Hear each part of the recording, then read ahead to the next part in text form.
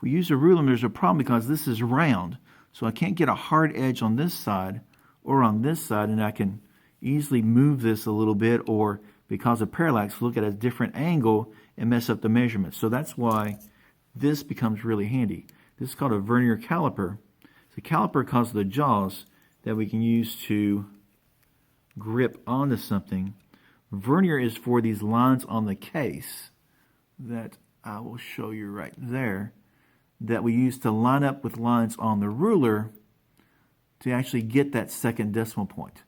So let's first just arbitrarily set this to some measurement, like right about there. Okay, I'm going to set it so I don't move it around too much. And so you first start off trying to measure just like you do with a normal ruler, in which case you go by this first line on the case. So that's 3, so that's 2, so we're in the 2s. That's 2.5. We didn't quite get there, so we're at 2.4. So 2.4.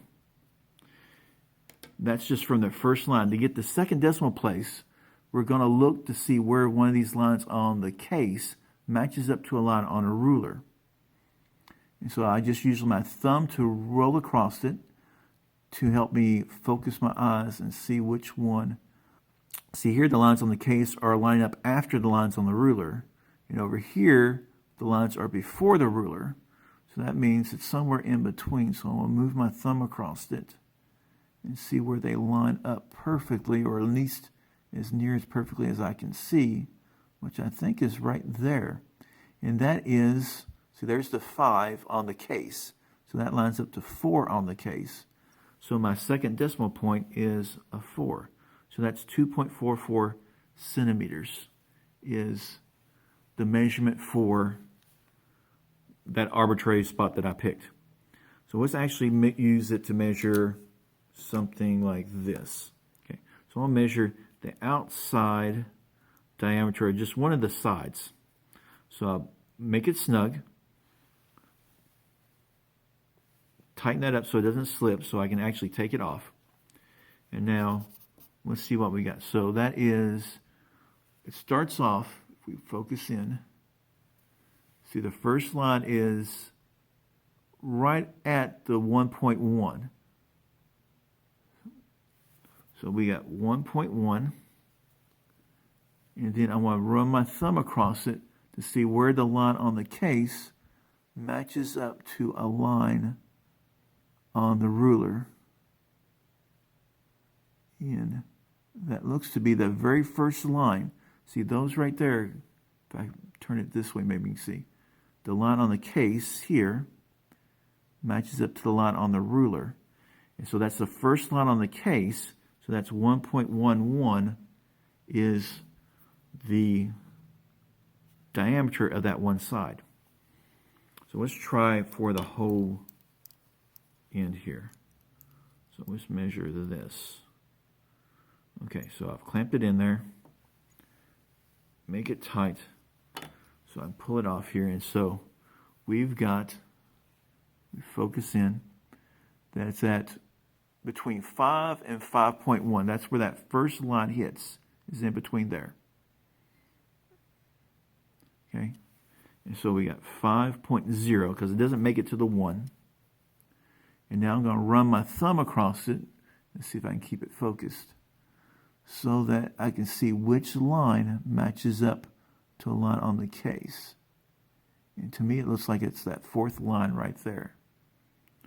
So this fourth line on the case matches up to a line on the ruler. So that's 5.04 centimeters is the inside diameter of that square right here. Actually, no, it's the outside diameter. It's the outside diameter of that square right there.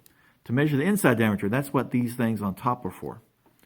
So what you do is they go on the inside like this. Clamp down on there. Try to make sure it's level as possible. And now we can measure the inside diameter of that shape. So if we take a look at it here, we're in the 2s. That's 2.5, 2.6, 2.7, 2.8. So we're in the 2.7, so I'll write that down, 2.7. And then I'm going to run my thumb across it to see where that lines up as best match.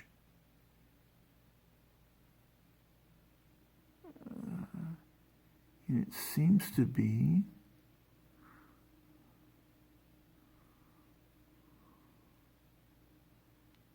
right there at the 0. So at the 0, that's where they line up right there. Okay, I don't know if you can see that very well. So that's 2.70. So you get the second decimal place by where which line on the case matches up to a line on the ruler. If that's true, the last one should line up, which the last one does seem to line up pretty good.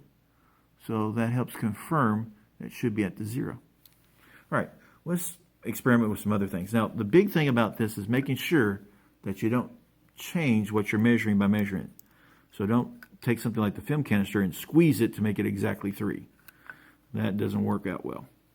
But what we can do is use the jaws on the outside. I want to measure the inside diameter of this film canister. So if I do, it looks like it's in the 3. That line on the case, that first line, is after the 3, but not to the 3.1. So it's just 3.0. Then I'll run my thumb across it to see which line matches up to a line on the case. And it seems to be around that third line right there. So that would be 3.03 centimeters is the inside diameter of the case. So this measures the outside of something. This measures the inside. But we got another feature. We got this rod that sticks out the back. And what that's for is if I can extend it on out like this. If we want to measure how deep something is, we put that in there and then we slide the case until it touches right there. So now we can measure the inside depth of that film canister.